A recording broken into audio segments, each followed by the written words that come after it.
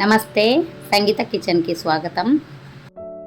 ఈరోజు రెసిపీ ఎన్నో పోషక విలువలున్న రాగి దోశ.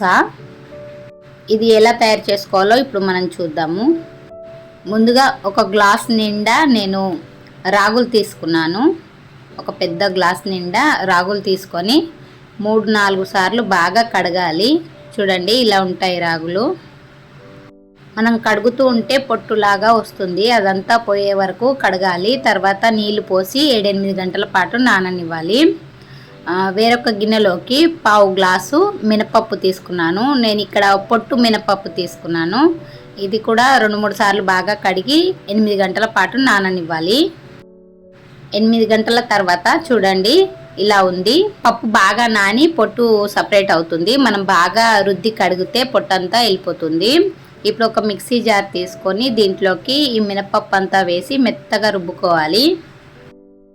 వీలైనంత మెత్తగా రుబ్బుకోవాలి. మధ్యలో కొన్ని నీళ్లు పోసుకొని రుబ్బేసుకుంటే సరిపోతుంది. చూడండి, ఇలా ఉంది. ఇప్పుడు రాగులు కూడా తీసుకొని మెత్తగా మనము గ్రైండ్ చేసుకుందాము. కావాల్సి వస్తే మధ్య మధ్యలో కొన్ని నీళ్లు పోసుకుంటూ ఇలా రుబ్బుకోవాలి. రాగులని మొలకెత్తించి కూడా పిండి పట్టుకొని మనం దోశ పోసుకోవచ్చు. మొలకెత్తించాలి అనుకుంటే 8 గంటల పాటు నానబెట్టుకొని ఒక 2 రోజులు బట్టలో కట్టి పెడితే మనకు మొలకలు వస్తాయి. ఇప్పుడు దీంట్లోకి రుచికి సరిపడా ఉప్పు వేసుకొని 2-3 నిమిషాల పాటు బాగా కలుపుకోవాలి. పిండిని ఎంత బాగా కలిపితే మనకు అంత బాగా పొంగుతుంది. ఇప్పుడు రాత్రంతా నేను ఇలా మూత పెట్టేసి పక్కన పెట్టుకున్నాను. మర్నాడు ఉదయం చూస్తే పిండి బాగా పొంగింది.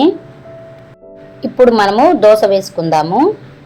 గ్యాస్ ఆన్ చేసుకొని ఒక ఐరన్ తవా పెట్టుకున్నాను.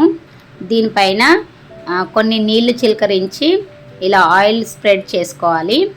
ఆ తర్వాత మనము దోశ పిండిని వేసుకొని దోశ వేసుకుందాము. వీలైనంత సన్నగా మనం స్ప్రెడ్ చేసుకోవాలి. మనము ఈ పిండిలో అటుకులు కానీ బియ్యం కానీ ఏది వాడకుండా అయినా కానీ మనకు మెత్తగా వస్తాయి దోశలు. ఈ రెసిపీ ఒకసారి మీరు ట్రై చేసి చూడండి. ఈ రెసిపీ కనుక మీకు నచ్చినట్టయితే ఒక లైక్ చేయండి, షేర్ చేయండి. మన ఛానల్ని ఎవరైనా కొత్తగా చూస్తున్న వారైతే సబ్స్క్రైబ్ చేసుకోండి. చూడండి, ఒకవైపు బాగా కాలింది కదా. ఇప్పుడు ఇంకొక వైపు టర్న్ చేసుకుందాము. ఈ రాగులు ఎదిగే పిల్లలకి ఎముకలు గట్టి పడడానికి చాలా బాగా ఉపయోగపడుతుంది. అప్పుడప్పుడు రాగులు తింటూ ఉండాలి. చూడండి, దోశ 2 వైపులా బాగా కాలింది కదా.